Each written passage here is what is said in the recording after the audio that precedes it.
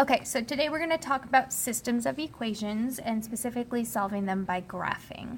So a system of equations is any set of two or more equations that represents the same situation or are comparing situations.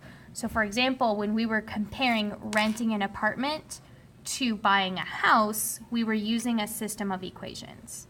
So a solution to a system is any point that works for all equations in the system.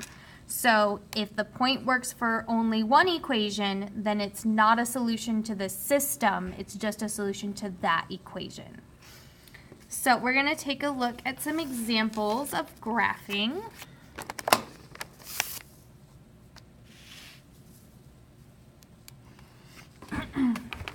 So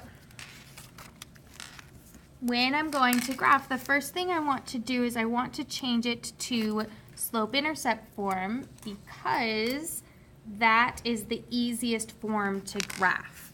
So this first equation here, the y is not by itself, so I need to change that so it's in slope-intercept form so it's easy to graph. So the first thing I'm going to do is I'm going to get rid of the 2x.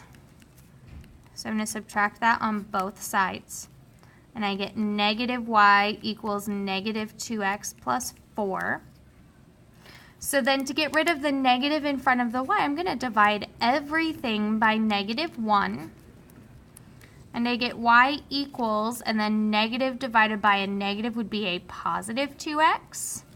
And then a positive divided by a negative would give me a negative 4.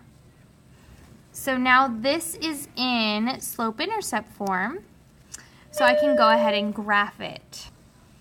So I'm going to start by graphing my y-intercept at negative 4 on the y-axis. And then my slope is 2, which can be made into the fraction 2 over 1. So that means that I go up 2 and over 1. And I want to put as many points as possible because I don't know which point is going to be the solution yet. So I want as many points as I can get on my graph. So now I have the first equation graphed. So now I'm going to go ahead and graph the second equation. This one is already in slope-intercept form. So all I'm going to do is I'm going to start by graphing my y-intercept at positive 1. And then my slope is 1 over 3. So I go up 1 and over 3. Up 1 and over 3.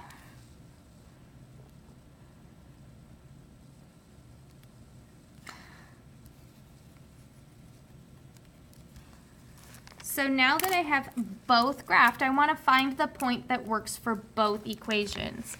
So this point here is both on the orange line and on the red line, so that's my solution. Because it's on both lines, that means it works for both equations. So that point is 3, 2. So we would say that the solution is the point 3, 2 because it works for both equations. And we know it works for both equations because it's on both lines. So now we're going to take a look at the next example. So example 2, so the first equation is already in slope-intercept form. So I'm going to go ahead and graph that. So the y-intercept is positive 1, and my slope is negative 2 over 3. So that means I go down 2 and over 3.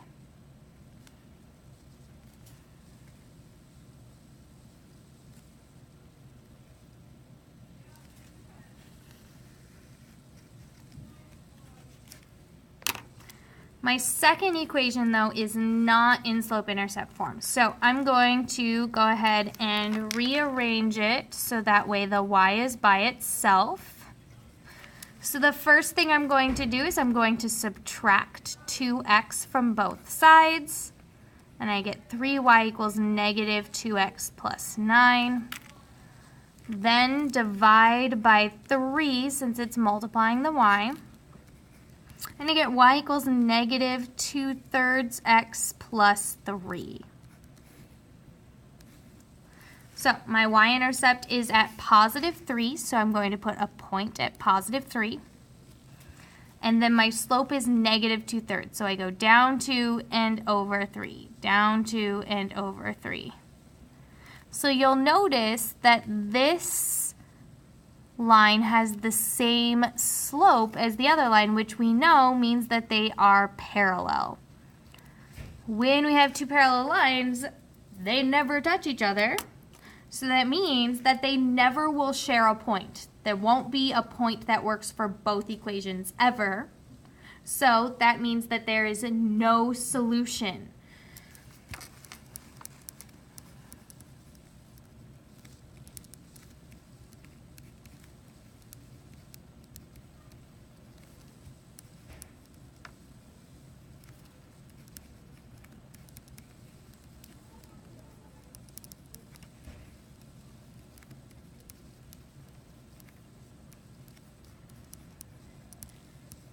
So there's no solution because the lines will never share a point. So now we're going to do the next example. So once again, the first one is already in slope-intercept form, so I can graph it. So put a point at positive 3. Then my slope is negative 2 over 1, so I go down 2 and over 1.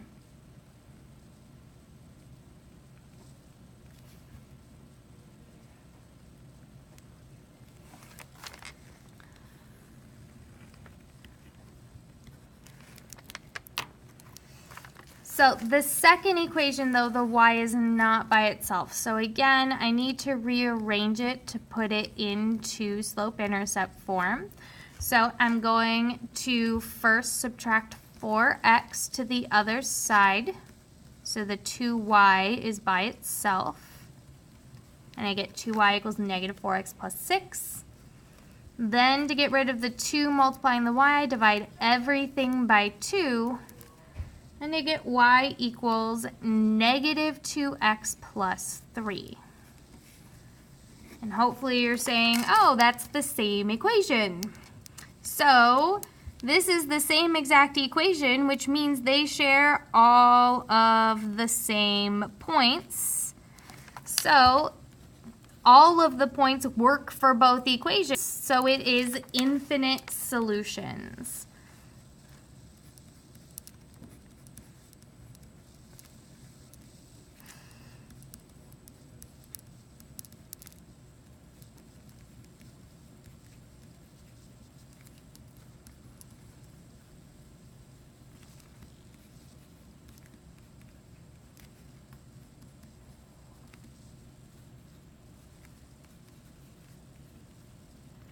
So because the two lines are the same, they share all of their points, so there are infinite solutions. So just like with the equations and inequalities, we have one solution, no solution, and infinite solutions. So systems also have all three. So this is how we figure it out with graphing, and then the next video will be substitution.